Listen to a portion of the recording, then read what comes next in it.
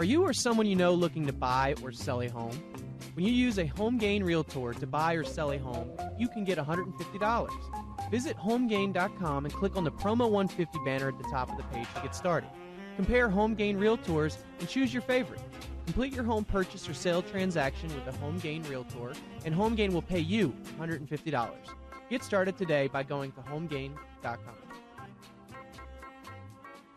Welcome back, everyone, to Real Estate 360 Live. I'm your host, Ryan Sloper, joined today by my guest, Louis Cammarosano, the general manager of HomeGain. Reminder, the show is designed to build the D.C. Metro's market by giving you good free advice if you ever have any questions, concerns, or real estate needs. The best number to reach out to us is 877-245-2030. That's 877-245-2030, or via the web at realestate360live.com. That's realestate360live.com. On the right-hand side, you'll see an Ask a Question button. Just click on that, put your contact information, and I will get back to you by the end of today. Back to the HomeGain survey, Louis. I think it's interesting because, you know, your survey basically had made it clear that home sellers are more than twice as likely to sell their homes using a realtor than going FSBO.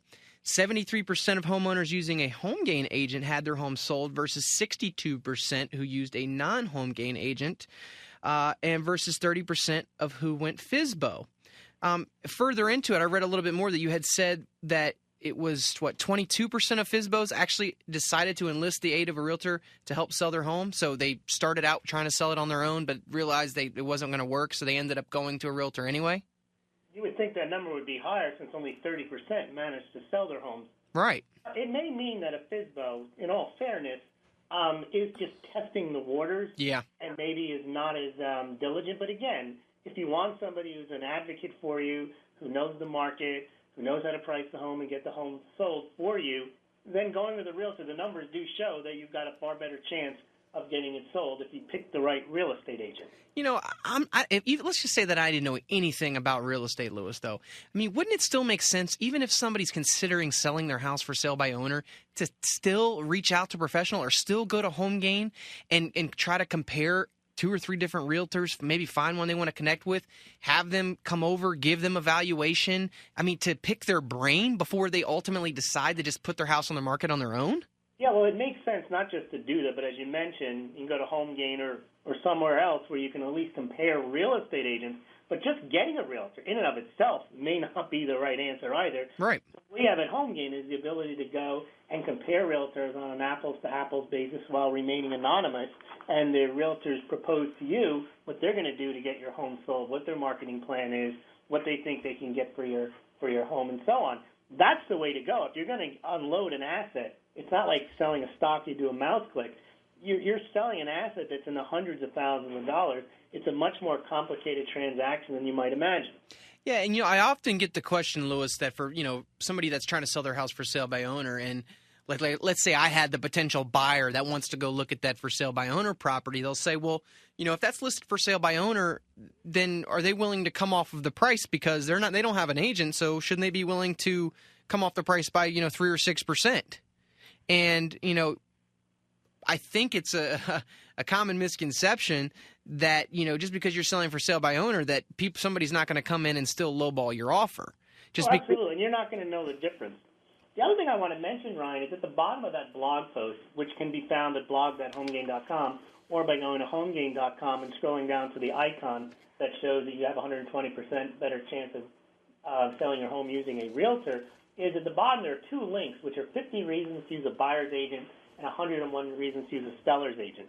And they're worthwhile for your readers to go through, your listeners, to click through, and you can see all the things that a good buyer or seller agent realtor does for you as part and parcel of their engagement with you in selling or buying a home. Yeah, and one of the questions or things that I always bring to for sale by home or for sale by owners anyway is that every month that passes you guys are making an extra mortgage payment anyway. You really need to sit down and look at the numbers. Now I know some people are going to say, hey, well, if I sell and I have to pay a commission to agents, I can't even get out of this. Well, my question is where are you even coming up with the price? Are you just going to the internet sites and just looking and seeing, hey, well, I saw this house up the street sold for XYZ. You know what? A lot of the information that's online is not accurate, guys. And you might see that something up the street was listed at 350, but it might not show that it actually closed at 330, and there was actually $7,000 in seller concessions. Right. The instinct to go on your own does make sense. You say, hey, why would you pay 6%, 5%, whatever it is, if you can do it on your own? The assumption is that the if turns into I can do it. Yes. And, you probably can't. And you brought up a good point. There's so many intricacies to a real estate transaction that, one little minor mishap could just have a deal completely fall apart. Now, I'm not saying that this can't be done. There are people that really know what they're doing. And, if the property above all else is just one of those diamond in the roughs and that it's a property that, is just looks great, you know what I mean? It might sell itself because that does happen sometimes. And it depends on your market, too. I would say FSBOs had a better track record 4 or 5 years ago. Yeah. And it was a seller's market. Seller's market. But, all in all, I feel like, using a realtor and using a professional that really works in the subdivision or city that you're in, that really has their feet on the ground and understands what's going on day to day there, you're going to probably put yourself in a position to net more money than you would to do this transaction on your own. Right. Think about it. They talk to potential buyers all the time. Yep. And you don't have that background, and you may start to talk to buyers, but they've been talking to buyers far more than you have and for far longer. Yeah, greater numbers. Exactly. And it's just the whole, the communication between, potential prospects and things like that. It's you really have to understand how to navigate those waters. And I wouldn't, necessarily want to have, myself to do my own taxes because I'd be scared I'd probably screw them up somewhere, somehow, and it would come back on me. I feel like, regardless of anything, you should be hiring a professional. Just because you're looking at the money involved and you're trying to get out of a home, you still need to do your due diligence. And I would still urge people to say, hey, let me go find a top realtor to come out here and tell me, if I wanted to have this home sold in 30 days, where it need to be priced at. And then if I could wait a little bit longer, where maybe have to wait 90 days, what price point would that put me at? Because at least then you're armed with the knowledge. And then, there's also a lot of marketing that gets involved with what the agents are doing to try to generate buyers to potentially buy your listing, where you're not going to go and do all that marketing. You might put it up online, but that's, okay, so what, are they going to pick up the phone and call you and then all of a sudden you're going to negotiate a contract? Probably not. I've seen all too many. And be prepared. Even if you can, your time is money too. Yeah. You're going to get probably. You're going to miss days of work to show the house. Are you going to spend all the time to review all the paperwork? Are you competent to do that, and so on? Right. Are you going to have a lockbox on there so that it's accessible all the time? Because, I can tell you that one of the biggest hangups that I see is when agents have listings that they have, really strict time constraints. They probably eliminate at least 20, 30% of the traffic that they might have through there because, typically agents will map out their day. And they'll say, well, I'm going to go from this house to this house to this house to this house. Well, they get to that one, and then they say, oh, there's a 2-hour window. Well, guess what happens? That one just gets X'd off.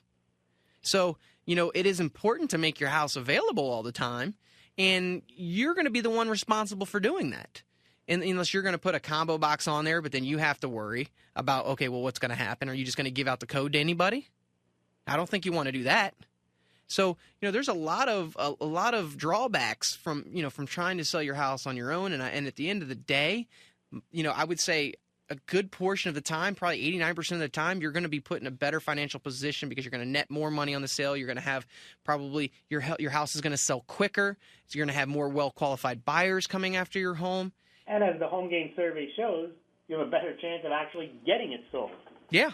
The numbers don't lie. So if you're in this situation now, like I said, our show broadcasts across the country. Anywhere you want to start to compare realtors against each other, you can go to HomeGain. If you're in the DC metro area and you'd like to reach out to me, if I don't specialize in an area, guys, I will put you in touch with an agent that does. Because, like I said, I don't claim to know every single area. It's impossible to do that. And for an agent to do the best job possible, they really need to know your desired, your subdivision, if it's a little from one block to the next, prices sometimes vary $200,000 or $300,000. Work with somebody that really knows, your subdivision. I say most of the time because that's the first place I look, and that's the first place appraisers look is inside your subdivision. If there's no like comps there, then they go outside the subdivision. So 877-245-2030. That's the phone number. If you have any questions or concerns, call me, and I'd gladly put you in touch with a professional. Otherwise, Lewis, where can they go to start their search to compare realtors against each other? As we mentioned, at HomeGain.com, you can go and find and compare realtors, whether you're buying or selling a home. You can check out home prices, recent sales in your area just by typing in your home address or one nearby. And you'll not only get recent home sales and comparative home sales, you can also get a home value directly on your home itself. And you can also view homes for sale, new homes for sale, existing homes for sale, as well as apartments and foreclosures. You can also check out all the real estate resources. Most of them are available directly from the homepage at HomeGain.com, including the link to the blog post and the aforementioned FSBO versus Realtor survey. I appreciate it, Lewis. Thanks for coming on. Guys, we're coming up on the end of the show. We will be back again next Monday from 2 to 3 p.m. right here at 1580 WNEW. If you guys, have any questions in the meantime, the best number to reach out to me is 877-245-2030. That's 877-245-2030. Or via the web at realestate360live.com. That's realestate360live.com. Thanks a lot, guys. Have a great week, and we'll be back again next Monday.